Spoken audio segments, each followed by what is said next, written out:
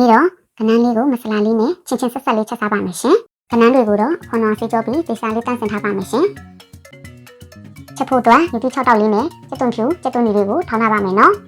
ဒါလေးကတော့မကြီးအနှစ်လေးပါရှင်ဒါလေးကတော့စက်ခဏီမှာထည့်မယ်နန်းနန်းပင်နဲ့မြေပြီးစိမ့်လေးပါရှင်ဒါလေးကတော့ကနန်းမဆလာအတွက်မပါမဖြစ်တဲ့မဆလာလေးပါနော်ခုပစ္စည်းတွေစုံပြီဆိုတော့စချက်ပါမယ်ရှင်မိဖို့ကိုအိုးတင်ပြီးစီးခဲ့ပါမယ်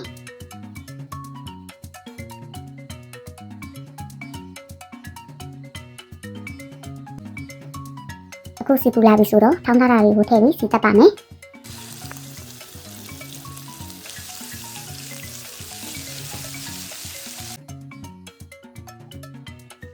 စီတက်တာတွေမွေးပြီဆိုရင်တော့မဆလာလေးထည့်ပါမယ်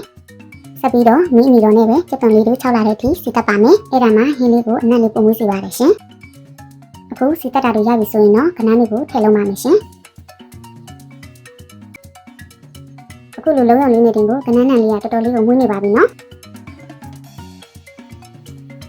ခဏလောက်လုံးပြီးပြီဆိုရင်တော့ရေထည့်ဖုံးအုပ်ပြီးတော့ချက်ထားပါမယ်ရှင်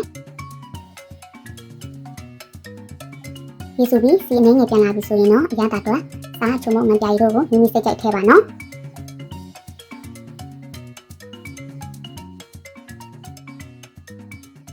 ပြီးရင်တော့အချင်းရတာတော့မကြီးအနှစ်လေးထည့်ပါမယ်ချင်းချင်းလေးကြိုက်ရင်တော့မကြီးအနှစ်လေးပို့ထည့်ပေးပါနော်ဘာဖြစ်လို့လဲဆိုတော့ကနန်းရဲ့အချိုတက်ကအချင်းရတာကိုဖုံးသွားတက်လို့ပါရှင်အဲဒါကြောင့်မလို့အချင်းကြိုက်ရင်တော့မကြီးအနှစ်လေးကိုမြင်းများလေးထည့်ပေးပါနော်အဆက်ကြိုက်တဲ့မင်းကတော့မြေပြီးစင်းလေးပါထည့်လိုက်ပါတယ်ရှင်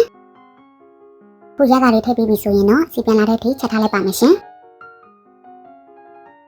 စီပြန်လာပြီဆိုရင်တော့နောက်ဆုံးအနေနဲ့နန်းနန်းပင်လေးပါအုပ်ပါမယ်ရှင်မင်းကတော့ကြက်ဥနဲ့မကြိုက်တဲ့အတွက်ကြက်ဥတော့မထည့်တော့ပါဘူးနော်ကြက်ဥနဲ့ကြိုက်တဲ့တငယ်ချင်းတွေကတော့အခုချိန်လောက်မှကြက်ဥလေးဖောက်ထည့်ပြီးခဏလောက်တစ်ချက်ပေးပါနော်